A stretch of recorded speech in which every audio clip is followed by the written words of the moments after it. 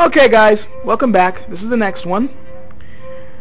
As I said, I was going to talk about the performance of these suckers. Let's just talk a little bit more about the dimensions of the blade. And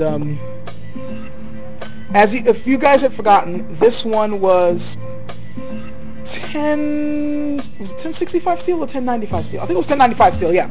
It's 1095 high carbon steel, mono steel blade. It's the same with this one. You're going to notice residues and stuff. That's because this was heavily oiled when it got to me and I have not wiped it down yet. So you're going to see wood chips and stuff like that. That's normal. This is the way the blades come. They're heavily oiled and they're going to, pick up, dust and specks and things like that. That's why it doesn't look as shiny as this. And this one, yes, was oiled.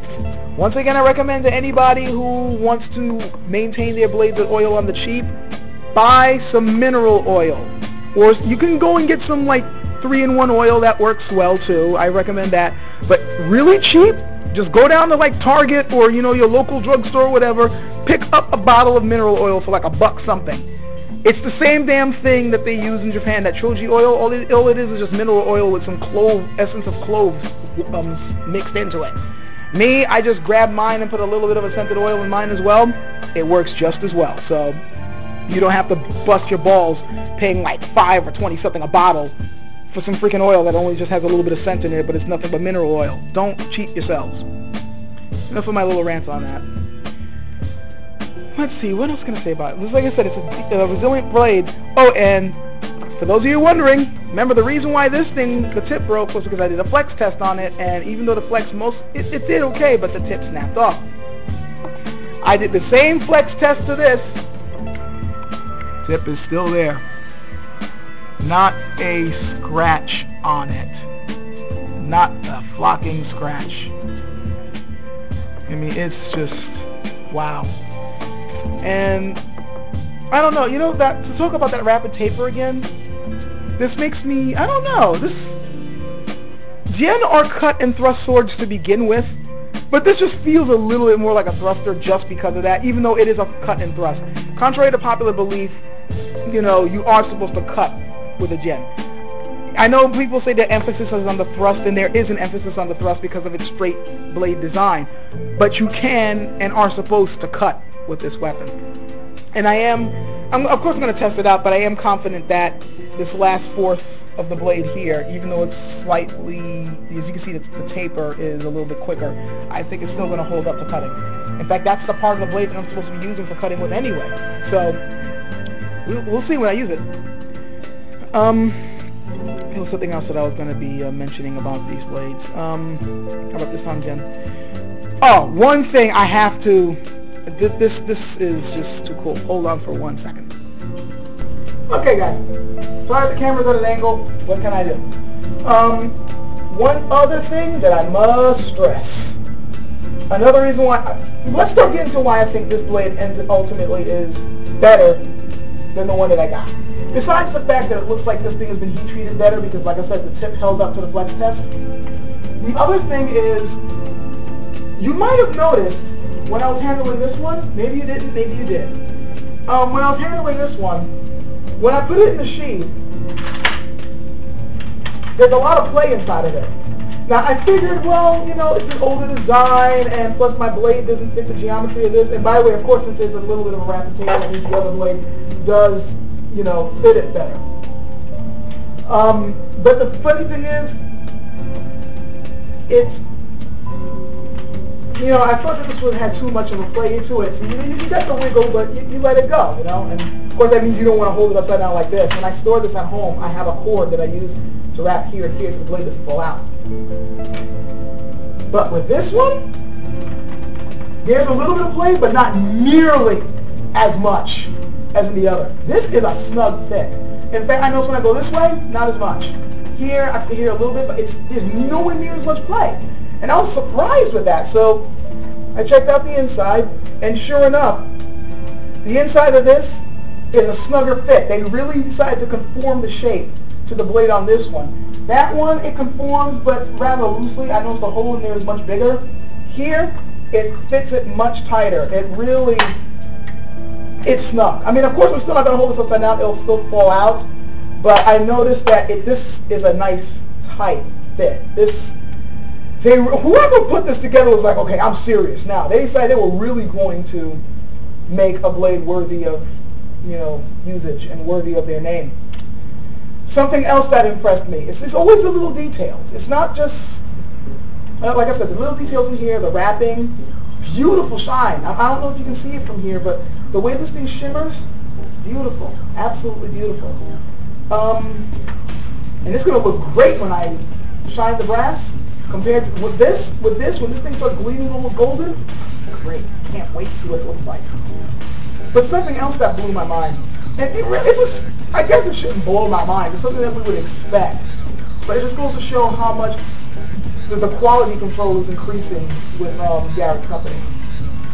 When I got my other sword, I noticed that the hilt guard compared to the blade wasn't exactly matching up. Look, this is what I mean. If you look here, I don't know if you can tell, but the point here, this is supposed to kind of match the direction of the spine. They're supposed to be perpendicular. It's not exactly. It's harder to tell here, but you can really tell here. You can really see it here. See it? You can really, really tell. It does not match. They're going in two different directions. Here, flush. Perfect. The spine of this matches the spine of that. It's perfect. Same thing on the other side. The spine of here matches the spine on the blade. I was just like, wow, it's like even the things that I didn't even mention, they fixed. It's just like, wow. I'm pretty sure you guys are also wondering about the balance. How does the balance match up? Same thing. Same thing. Right there. Right at it's about 3.5 inches away from the handle, maybe 4. Right there. Perfect balance. See? Mama hand. And it handles like a dream. I was really, really amazed with how well this thing handles. This thing is quick, just like that one. Feels a little bit quicker, but it just could be me. Maybe it's simply because the grip feels just a teensy bit better in my hand because of the new X covering. Maybe it is the tapering and the slightly shorter handle. It still can be wielded with 1 or 2 hands, which is exactly what I wanted. Because I'm practicing mostly a one-handed style, but there's a two-handed one that I want to pick up. And this blade is just long enough, and the hilt's just long enough so that this could function as a two-hander if I want to, but it still functions very well for one. It's light enough for one. It doesn't strain my forearms. It's great. It's got that nice authoritative weight to it, but it's not, a weight that's having to go, oh, it's, sheesh. This thing is like lively enough I could probably do a presentation with it. That would be disrespectful.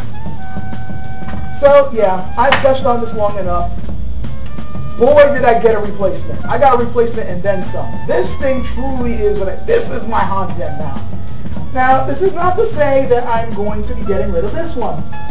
Because for all intents and purposes, this older one still gets the job done. It's still a decent sword.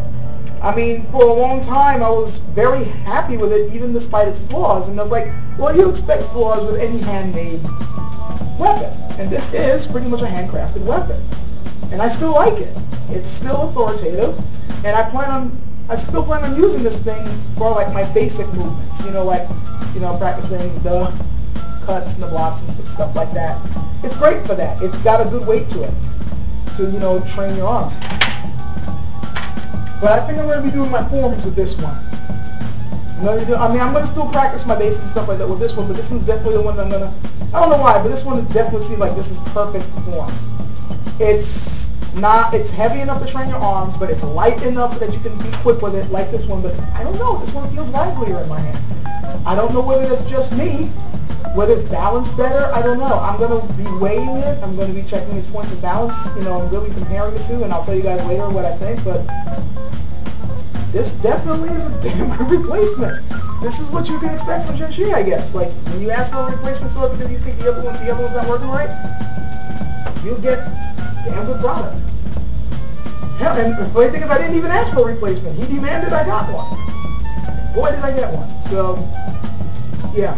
The next time I do a video on this, I'll show it in action. I'll be practicing with it. I'll, you know, do some forms. I'll cut some stuff so you can actually see how well it works. But for now, I gotta say I am pretty damn happy with this.